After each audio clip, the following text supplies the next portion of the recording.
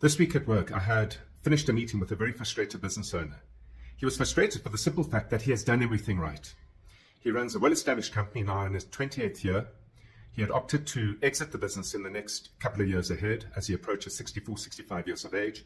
And in order to do so, both to not only leave a legacy within the industry that he's evolved out of, but to ensure that he can maximize the value of his exit, obviously to take care of himself and his future family, he thought to ramp up revenues. And ramp up revenues he did. In fact, over the last 24 months, the business has grown its revenues at close to 56%, putting at just under 5 million euros. A nice sized business for a services company. In going into the market and working with various brokers, he found himself in no man's land.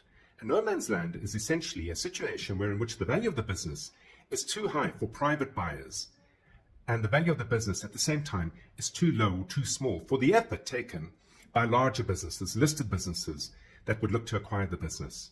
He now sits in a situation where in order to sell the business, he has to offer 36-month terms, nothing that any seller wants to do to a buyer in the private sector.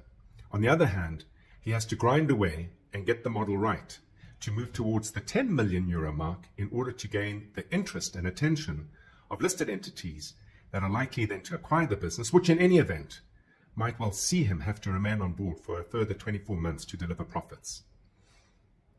The idea of selling a business is not one that should come lightly or in a moment, or of a day when you feel tired, exasperated, or when you're compelled and convinced by your partner or family. The idea of selling a business needs to be done by design.